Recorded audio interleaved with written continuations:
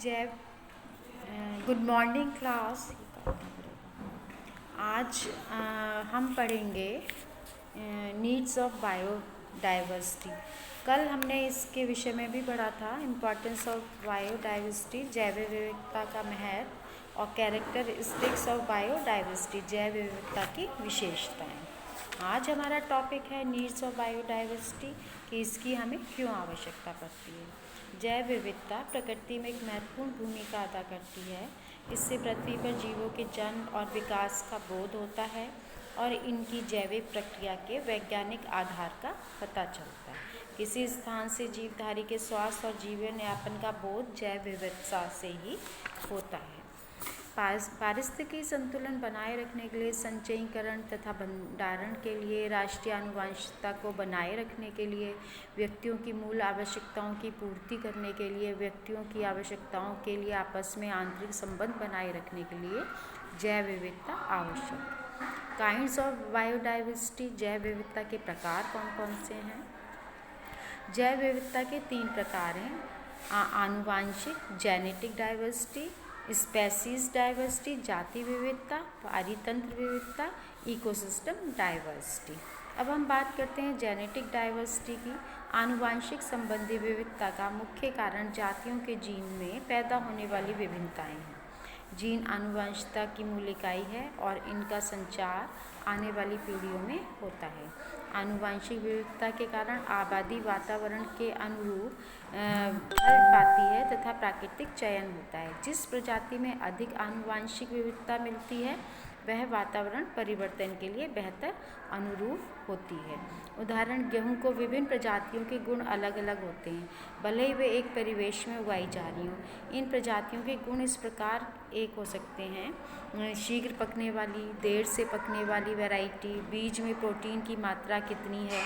ये गुण समान गुण सूत्र होते भी अलग अलग प्रकार के जीन के कारण होते हैं और ये परिवर्तन होता रहता है। नेक्स्ट है स्पेसीज डाइवर्सिटी जाति विविधता। जाति विविधता से अभिप्राय किसी एक क्षेत्र में मौजूद जातियों की भिन्न भिन्न किस्मों की उपस्थिति से है। क्षेत्रफल की एक इकाई में जातियों की मौजूद संख्या को जाति बहुलता कहते हैं। जाति पद का प्रयोग साधारण तौर पर जैविक विविधता की इकाई को दर्शाने के लिए किया गया है। पारितंत्र में प्रत्येक जाति महत्वपूर्ण है, अतः किसी भी जाति की विलुप्तता पूरे पारितंत्र पर प्रभाव डालती है। जितनी ही अधिक जातियाँ होती हैं उतनी ही जाति विविधता अधिक होती है। प्रकृति में संख्या व जाति के प्रकारों और जीवों की संख्या व प्रकारों में भिन्नता होती है। वनों के विनाश तथा घास आदि के नष्ट होने के कारण वनस्पतियों की अनेक प्रजातियाँ लुप्त हो जाती हैं। प्राकृतिक साधनों की हानि से संसार के अनेक जीव जंतुओं तथा पौधों की जातियाँ संकटग्रस्त होती जा रही हैं।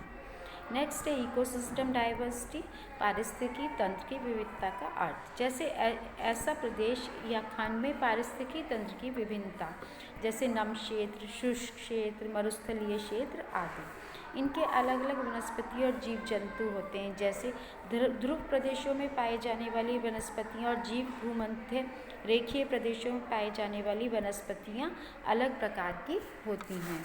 समुदाय के स्तर पर पारितंत्र विविधता 3 प्रकार की होती है। अल्फा डाइवर्सिटी, यह विविधता समुदाय के अंदर होती है, एक ही समुदाय अथवा आवास में मिलने वाले जीवों के मध्य मिलती है। बीटा डाइवर्सिटी, समुदाय के मध्य किसी क्षेत्र के आवासों में जितनी अधिक विषमता होती है उतनी ही बीटा विविधता अधिक मिलती है।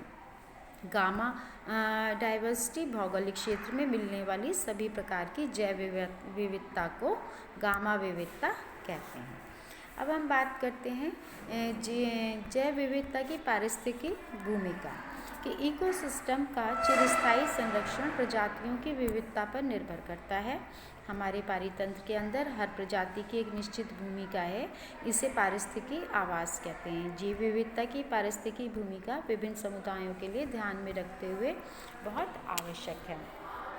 कुछ समुदाय जैसे वर्षावत तथा कोरल रीफ समुदाय में हर एक पोषण स्तर पर बहुत सी प्रजातियां रहती हैं। इसी तरह मरुस्थलों में रहने वाली प्रजातियां कम हैं जो पूरे समुदाय को बनाती हैं। अलग अलग तरह के पर्यावरण में विभिन्न समुदाय के प्राणी भी भिन्न भिन्न होते हैं। अगर एक समुदाय में सारे पौधों की पानी की ज़रूरत समान हो तो सारे पौधों को पानी की कमी का सामना करना पड़ता है। अगर वर्षा कम हो तो उत्पादन भी कम होगा, किंतु आनुवांशिक भिन्नता के कारण विभिन्न पौधों को पानी की ज़रूरत भी भिन्न है, इसलिए उन्हें पर्यावरण का दबाव कम सहना पड़ेगा तथा उत्पादन भी अच्छा होगा।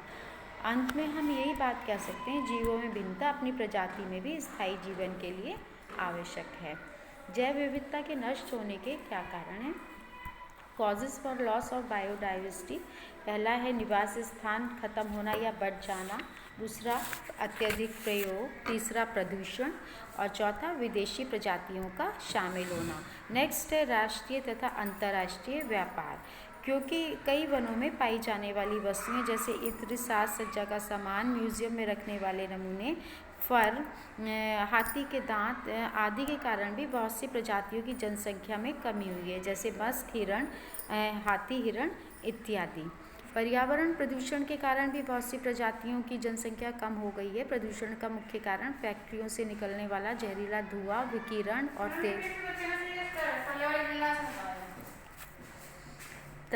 तेल का समुद्र में गिरना आदि है। जैसे मछलियों को खाने वाले पक्षी फाल्कन की संख्या कीटनाशक के अधिक उपयोग के कारण पहले से ही कम हो गई है। समुद्र में विषैले रसायनों के कारण अटलांटिक महासागर के दोनों ओर हजारों सील मछलियाँ मारी गईं।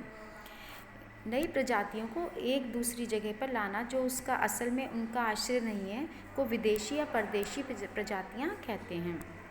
ये प्रजातियाँ वहाँ का स्थानीय प्रजातियों की खाद्य श्रृंखला पर असर डालता है, जिसके कारण वहाँ की स्थानीय प्रजातियाँ नष्ट हो जाती हैं। विदेशी प्रजातियों के कारण ही द्वीप परितंत्र में जैव विविधता लगभग समाप्त हो रही है। नील परच नामक विदेशी प्रजाति की मछली को अफ्रीका में विक्टोरिया झील में लाने पर वहाँ की कई विदेशी प्रजातियाँ विलुप्त हो गईं। इस प्रकार आज हमने ये बात की causes for loss of biodiversity. कल हम बात करेंगे जैव विविधता का संरक्षण, कि जैव विविधता का संरक्षण किस प्रकार किया जाता है।